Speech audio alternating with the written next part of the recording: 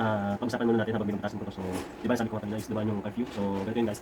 So, dapat tinatanong mo muna, inalam mo muna yung dahilan kung bakit kami bukas pa kasi dapat curfew na. So, mga 12:30 na yata. So, pwede naman kausapin nila ako. Dito nila kung bakit bukas pa ako kasi may ginagawa ko ngayong madaling araw. So, pwede mo nila ako kausapin. And then, karati ko nga lang kanina. So, mga 12 kami 12 dumating. And then, 12:37 bisita yung curfew.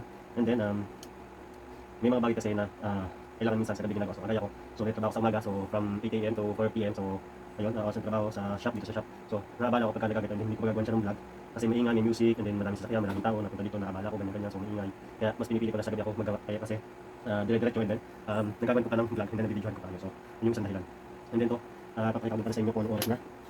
So, sa palaging iba, pagka meron ako ng customer ng ganitong oras, so, pakita ko sa inyo. Di ba, iniisip din dapat. So, bakit yung boss ng ganung oras? Ano yung ginagawa? So, ganun, yung mga ganung bagay. So, ito, Google check natin yung time. So, okay, yung bagay lang guys, yung notification. Okay, so, ano ko mag-search? Ano ko sa notification yung guys?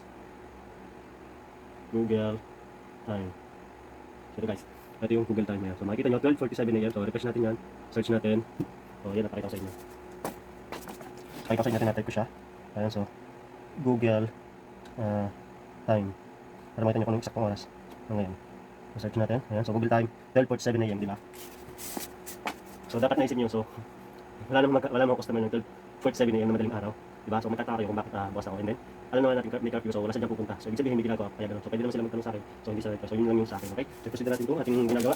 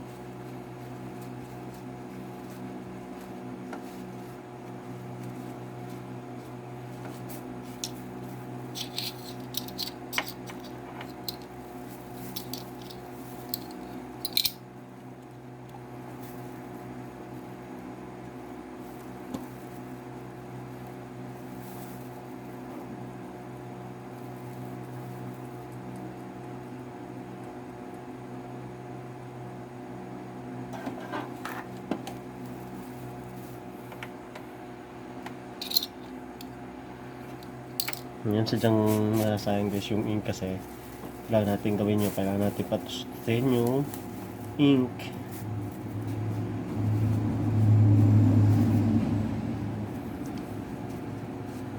para siya ay full. Yan. And then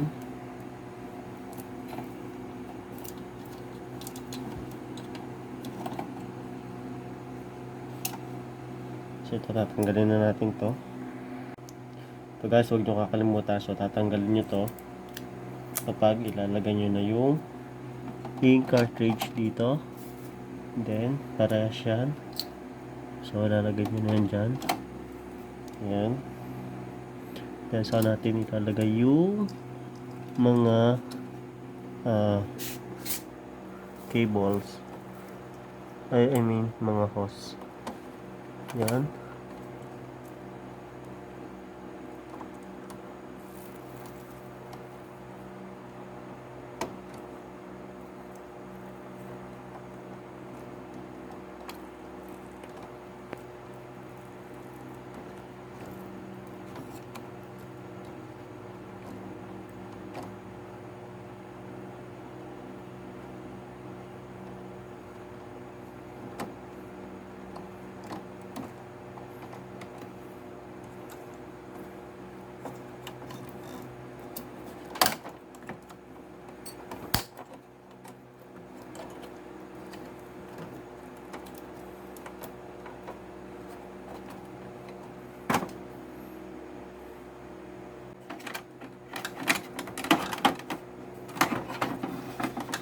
Yan, tatas print na natin yung guys kung okay na yung ink cartridge natin.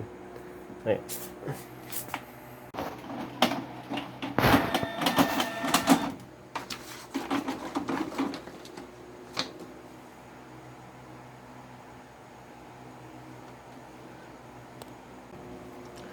So nagbiblink guys ito. Ayan. So baka ibig sabihin may error, and then yung black at saka colored ink.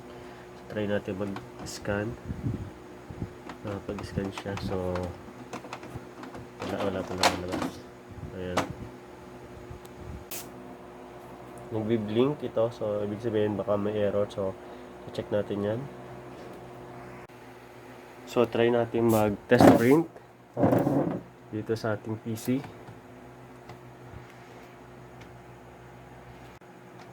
So ito guys yung test print natin, so let's see kung siya magiging okay. Then check muna natin kung may lalabas na error dito sa ating monitor. And then ayan, so error code. Ayan, so ayan yung error niya. So check natin yan. So tingnan natin yung printer natin sa loob. And then ito guys yung error code 5100. So nag-stuck siya dito. Ayan.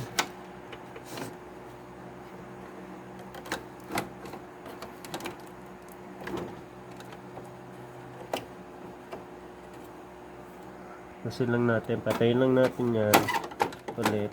And then saka natin siya ulit buhayin.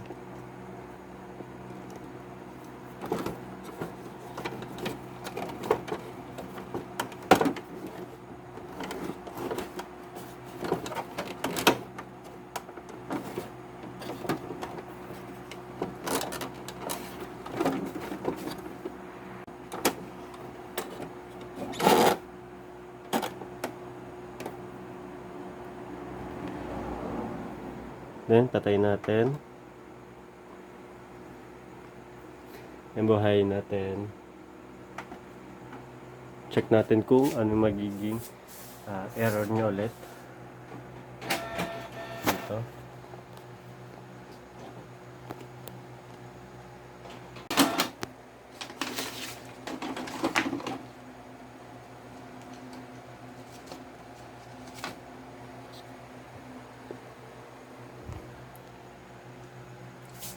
And then ito guys yan. So okay na siya. Sa the ink cartridge has been installed or replaced. So okay lang natin yan. And then the printer is online. Then madedetect niya yung ating colored tsaka black ink na okay na. And then abangan na natin yung ating printer na mag-print. Ayan, hintay-hintayin lang natin. Mag-print na rin siya.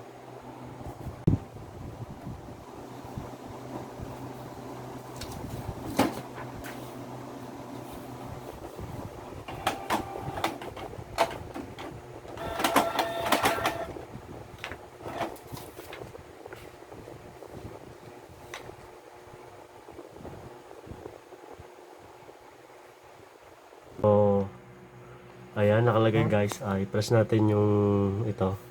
Kasi gano'n ng hindi kinain na maayos ng printer yung ating bond paper.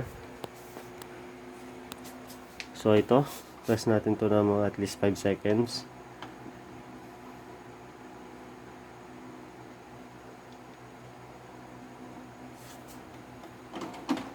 Then hintayin natin na yung magiging result.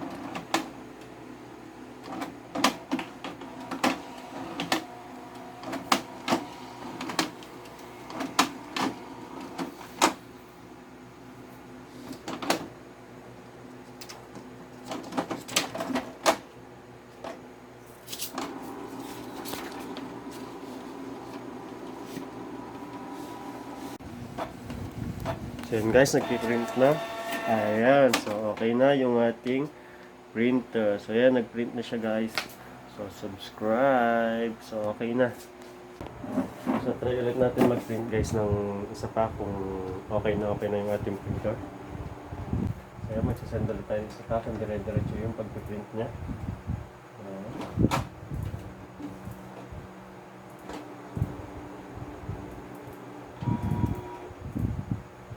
Nag-send tayo, kita nyo naman. And ayan, so nag-print na siya. So okay na yung ating printer. Ayan, subscribe. Ayan, so okay na. Thank you for watching. See you on my next video. Turn on the notification bell and don't forget to subscribe for more videos.